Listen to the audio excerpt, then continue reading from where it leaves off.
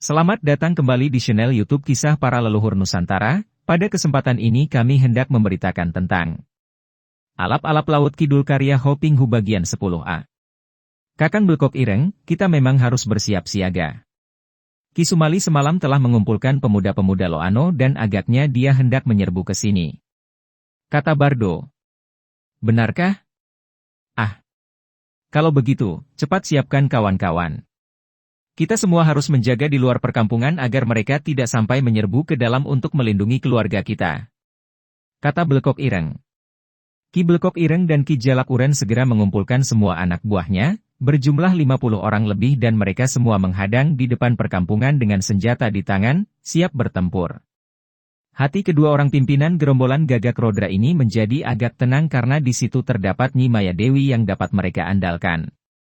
Matahari telah naik tinggi ketika rombongan pemuda Loano yang dipimpin oleh Ki Sumali tiba di luar perkampungan gerombolan Gagak Rodra.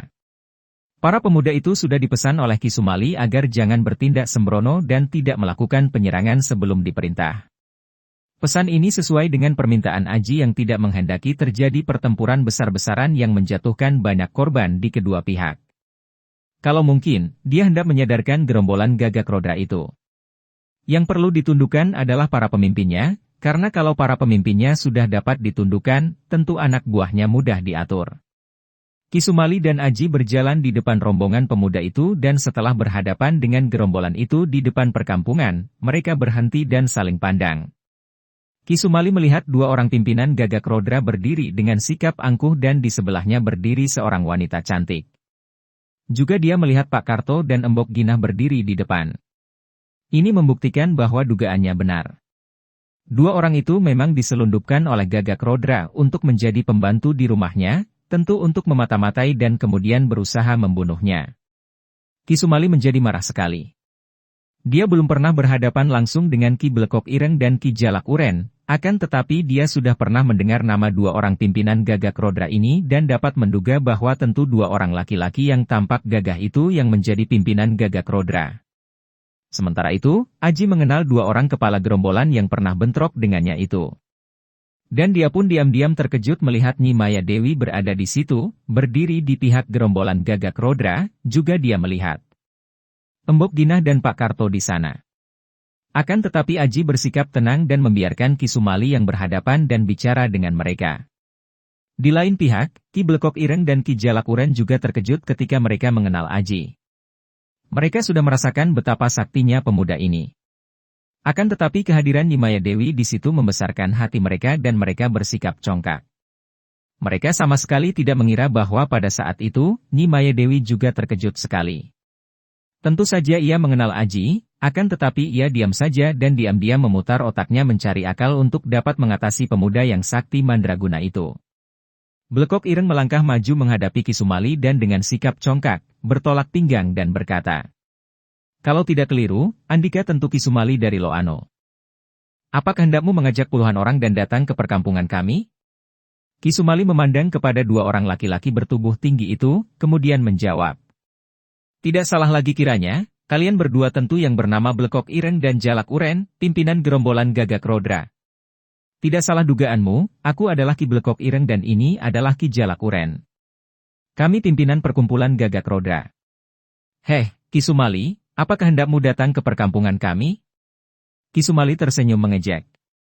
"Perlukah kalian bertanya lagi? Mengapa kalian masih berpura-pura tidak mengerti? Kalian telah mencoba untuk menculik istriku Winarsi. Kemudian kalian menyelundupkan dua orang hina yang mengaku Karto dan Ginah itu untuk mencoba membunuh kami, dan kini kalian masih bertanya apa maksudku datang ke sini. Kalian bukan laki-laki sejati, mempergunakan cara yang curang dan pengecut. Kalau kalian memang hendak memusuhi aku, sekarang aku datang untuk menantang kalian bertanding seperti laki-laki jantan. Ki Sumali manusia sombong. Sikapmu yang sombong itu yang memancing permusuhan. Kalau engkau menuruti kehendak Aki Somat, tentu kami tidak akan memusuhimu dan kita dapat bekerja sama dan sama-sama hidup mulia dan senang. Apa yang kami lakukan kepadamu itu adalah sesuai dengan perintah Aki Somat. Oleh karena itu, kalau engkau hendak bertanya tentang itu, tanyalah saja kepada Aki Somat." Tak salah dugaanku. Kalian gerombolan Gagak Rodra juga sudah menjadi antek-antek Belanda. Hei orang-orang Gagak Rodra, tidak malukah kalian? Lupakah kalian bahwa kalian adalah orang-orang Jawa dan tinggal di Nusa Jawa? Apakah kalian begitu hina untuk mengkhianati bangsa sendiri, hendak menjual tanah air kepada bangsa Belanda? Sadarlah kalian, orang-orang Lembah Kalibogawanta, dan mari kita membantu Mataram untuk menentang Kumpeni Belanda. Blekok Ireng marah sekali, khawatir kalau di antara anak buahnya ada yang terpengaruh. Tutup mulutmu, Ki Sumali. Engkaulah yang tidak tahu malu. Engkau yang sudah menjadi antek Sultan Agung yang telah menindas dan menaklukkan daerah kami. Kami akan selalu menentang Mataram yang angkara murka dan Kumpeni Belanda hanya membantu kami. Sudahlah, Blekok Ireng. Tidak perlu banyak cakap lagi. Kedatanganku ini untuk membuat perhitungan karena kalian telah berusaha menculik istriku, kemudian berusaha membunuh kami. Aku tantang engkau untuk bertanding 1 lawan 1 sebagai seorang jantan. Kalau engkau tidak berani, jangan banyak cakap lagi. Engkau harus membubarkan gerombolan Gagak Rodra dan tidak lagi membantu Kumpeni Belanda atau aku dan kawan-kawan akan membasmi kalian semua. Merah muka kedua orang pimpinan Gagak Rodra. Jalak Uren melompat ke depan sambil menghunus sebatang kelewang, semacam golok, yang berkilauan saking tajamnya. Ki Sumali, akulah yang hendak melawanmu. Akan tetapi Blekok Ireng juga melompat ke sisi Jalak Uren dan berkata, Ki Sumali, kami sebagai pimpinan Gagak Rodra menyambut tantanganmu, tentu saja kalau engkau berani melawan kami berdua. Berkata demikian, Blekok Ireng juga mencabut senjatanya, sebatang pedang besar panjang yang berkilauan tajam. Ki Sumali mengerling kepada Aji dan melihat pemuda itu mengangguk, dia tersenyum dan melangkah maju menghadapi 2 orang pimpinan Gagak Rodra itu. Aji sudah pernah bertanding melawan 2 orang ketua gerombolan itu, dan dia pun pernah bertanding melawan Ki Sumali, maka dia dapat menilai kepandaian masing-masing dan merasa yakin bahwa Ki Sumali mampu menandingi pengeroyokan 2 orang itu. Anak buah kedua pihak hanya menonton dan siap siaga menanti perintah. Aji berdiri menonton dengan sikap tenang namun waspada. Dia tahu bahwa wanita cantik yang berdiri di sana itu merupakan seorang yang amat berbahaya, curang dan juga kejam sekali. Di lain pihak, Nyi Maya Dewi juga hanya berdiri menonton. Baginya, ia tidak peduli apakah pihak Gagak Rodra akan kalah atau menang karena mereka itu bukan anak buahnya. Mereka itu hanya antek-antek kecil saja. Akan tetapi kehadiran Aji di situ membuat perasaan hatinya tidak enak. Ia memandang pemuda itu dengan penasaran dan juga membencinya karena ia pernah dikalahkan. Akan tetapi ia juga merasa agak jerih di samping kagum. Kalau saja ia dapat memiliki seorang kekasih sesakti pemuda itu, masih amat muda dan tampan lagi, hatinya akan merasa puas. Ia berdiri menonton dengan sikap yang tampaknya tenang, namun dalam hatinya ia sedang mencari-cari cara untuk menghadapi pemuda itu, atau mungkin mengalahkannya, bahkan lebih baik lagi kalau ia dapat menarik pemuda itu menjadi sahabatnya, bukan musuhnya. Melihat 2 orang lawannya sudah menghunus parang dan pedang, Ki Sumali tidak mau bersikap sembrono dan kedua tangannya bergerak ke arah pinggang dan di lain saat tangan kanannya sudah mencabut sebatang keris yang berlekuk-lekuk panjang seperti seekor ular dan berwarna hitam. Itulah keris pusaka Kiai Sarpo Langking, ular hitam, dan tangan kirinya memegang sebatang suling dari bambu. Akan tetapi berada di tangan Ki Sumali, benda lemah itu dapat menjadi senjata yang ampuh sekali dan hal ini sudah dibuktikan oleh Aji ketika dia bertanding melawan pendekar Loano itu. Blekok Ireng dan Jalak Uren, aku sudah siap. Kalian mulailah. Tantang Ki Sumali sambil menyilangkan keris dan suling di depan dadanya. Sikapnya tenang namun waspada dan dia tampak gagah sekali. 2 orang pemimpin Gagak Rodra itu juga bukan orang lemah. Mereka berdua sudah terkenal digdaya, apalagi kini keduanya maju bersama. Mereka menggeser kaki, perlahan-lahan Ki Blekok Ireng menggeser ke sebelah kanan Ki Sumali, sedangkan Ki Jalak Uren menggeser ke sebelah kirinya. Mereka hendak mengepung lawan itu dari kanan kiri. Tiba-tiba Jalak Uren membentak dari sebelah kiri. Hah! Ikuti terus kisah alap-alap Laut Kidul selanjutnya dengan cara klik subscribe dan juga loncengnya, agar Anda selalu mendapatkan notifikasi jika channel YouTube ini mengupload video berita terbaru. Selamat datang kembali di channel YouTube Kisah Para Leluhur Nusantara. Pada kesempatan ini kami hendak memberitakan tentang Alap-alap Laut Kidul karya Hoping Hu bagian 10b. Bentakannya itu disusul menyambarnya senjata kelewang yang berkilauan tajam itu ke arah leher Ki Sumali. Kelewang itu tajam bukan main. Para anggota Gagak Rodra melihat sendiri betapa kelewang itu mampu mencukur bersih brewok muka Ki Jalak Uren. Kalau sudah dapat dipakai mencukur brewok, dapat dibayangkan tajamnya kelewang ini. Sekali babat saja, leher tentu akan putus. Juga sabetan itu mengandung tenaga yang amat kuat. Buktinya ketika disabetkan, kelewang itu mengeluarkan bunyi berdesing. Namun dengan gerakan yang ringan dan lincah, Ki Sumali sudah merendahkan tubuhnya sehingga sabetan kelewang itu lewat di atas kepalanya. Akan tetapi pada detik berikutnya pedang yang runcing di tangan Blekok Ireng sudah meluncur dan menusuk ke arah dadanya.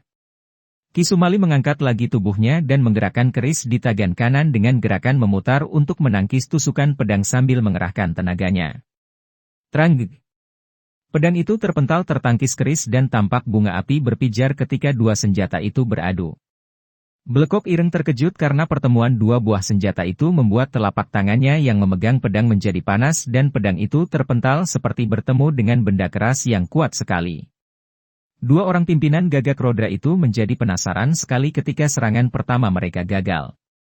Hoos!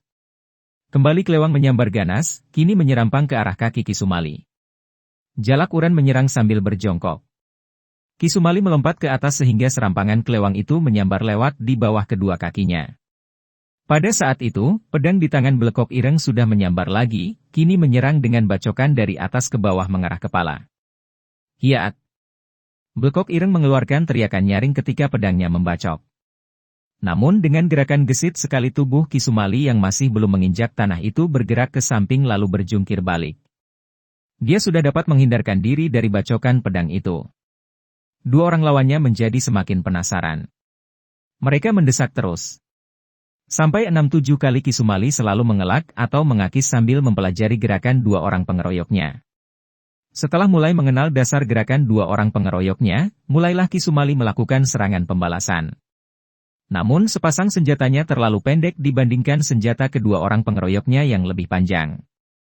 Ketika kelewang dan pedang itu membacok dari kanan kiri, keduanya mengarah kepalanya, Ki Sumali cepat menyambut dengan keris dan sulingnya sambil mengerahkan tenaganya. Trak! 4 senjata bertemu dan seperti melekat dan pada saat itu, tubuh Ki Sumali melompat, kedua kakinya mencuat ke kanan kiri menendang ke arah dada lawan. Bu! Bu! Tepat sekali kedua kaki Ki Sumali menghantam dada Blekok Ireng dan Jalak Uren. Dua orang itu terjengkang dan terbanting roboh. Akan tetapi dua orang pimpinan Gagak Rodra itu memiliki tubuh yang kuat juga. Tendangan itu tidak membuat mereka terluka. Mereka segera bangkit kembali dan melakukan pengeroyokan dengan lebih ganas. Ki Sumali mengandalkan kecepatan gerakan untuk menyambut kedua orang pengeroyoknya dan membalas serangan mereka. Serang menyerang terjadi dengan serunya. Aji menonton dengan hati tenang. Dia dapat melihat bahwa Ki Sumali tidak akan kalah menghadapi pengeroyokan dua orang itu. Karena menonton perkelahian itu dengan penuh perhatian, Aji tidak tahu bahwa sejak tadi Nyi Maya Dewi sudah tidak menonton pertandingan itu, melainkan mencurahkan perhatian kepadanya. Wanita itu agaknya juga dapat melihat bahwa kedua orang pimpinan Gagak Rodra itu sukar sekali akan dapat keluar sebagai pemenang. Maka ia mengalihkan perhatian sepenuhnya kepada Aji. Biarpun Ki Sumali cukup sakti, namun ia masih merasa yakin bahwa ia akan mampu mengalahkan pendekar Loano itu. Yang berbahaya baginya adalah pemuda sederhana itu. Maka ia harus dapat mendahuluinya, sebelum kedua orang pimpinan Gagak Rodra kalah. Karena kalau kedua orang itu sudah kalah, kedudukannya menjadi sulit dan berat sekali kalau ia harus melawan Ki Sumali dan Lindu Aji. Selagi perhatian Aji tertarik kepada pertandingan itu, Nyi Maya Dewi sejak tadi diam-diam telah menghimpun seluruh tenaga batinnya, mulutnya berkemak-kemik membaca mantera dan ia mengerahkan aji pengasihan yang disebut aji pelet Mimi Mintuno. Setelah merasa bahwa kekuatan aji pengasihan itu sudah mencapai puncak kekuatannya, ia lalu melangkah perlahan menghampiri Aji. Setelah berdiri dalam jarak kurang lebih 4 meter di sebelah kiri pemuda itu, ia lalu memasang aji pengasihan itu, suaranya merdu merayu ketika ia berkata lirih namun mengandung getaran aneh dan cukup keras untuk terdengar oleh Aji yang berdiri dekat. Aji, wong bagus. Inilah aku jodohmu. Kita sehidup semati, atau teruntut berkasih-kasihan seperti Mimi dan Mintuno. Kesinilah, sayang, aku rindu kepadamu. Aji menoleh dan dalam pandangan matanya, wanita itu tampak ayu manis, cantik jelita seperti seorang Dewi Kahyangan.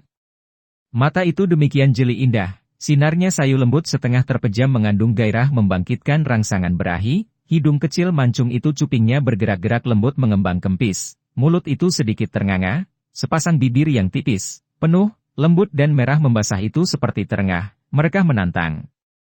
Tubuh yang ramping padat, mengkal lembut itu seolah menuntut untuk didekap dan dibelai.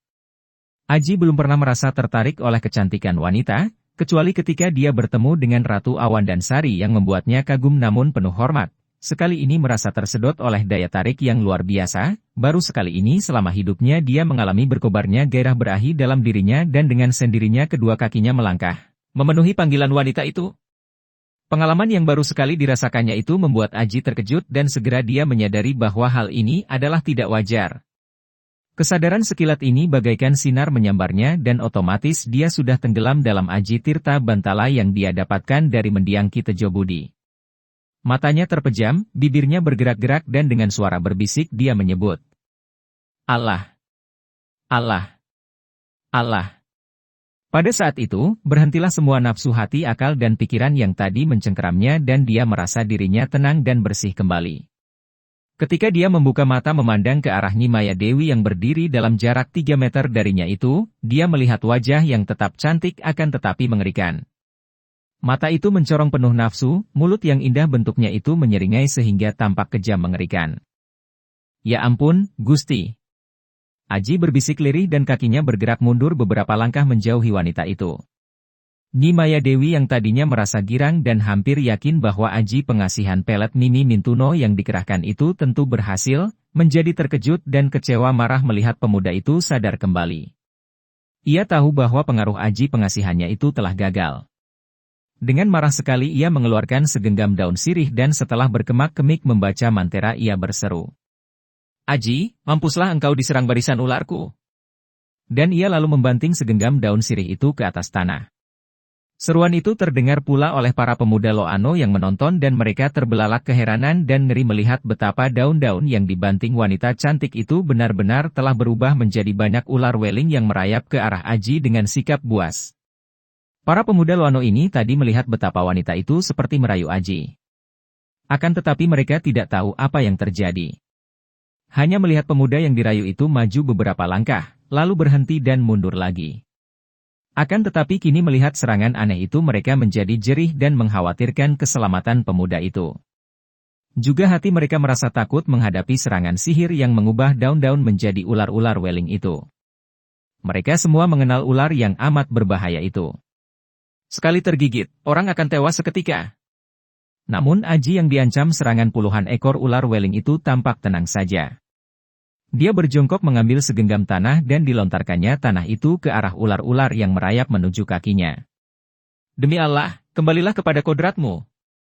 Begitu disambar tanah yang dilontarkan ke arah ular-ular itu, tampak asap mengepul dan ular-ular jadi-jadian itu pun kembali dalam wujud semula, yaitu beberapa helai daun sirih yang berserakan di atas tanah. Melihat ini, para pemuda Loano bertepuk tangan dan bersorak. Sebaliknya, para anak buah Gagak Rodra yang tadinya sudah merasa girang, mengerutkan alis mereka. Nimaya Dewi menjadi semakin marah. Tepuk tangan dan sorak-sorai itu terdengar oleh telinganya bagaikan suara yang mengejeknya. Ia merangkap kedua tangan itu ke atas, lalu sambil membaca mantera ia menurunkan kedua tangan masih dalam sembah dan tiba-tiba ia mengeluarkan teriakan melengking dan panjang, kedua tangan itu dikembangkan ke arah puluhan orang pemuda Loano.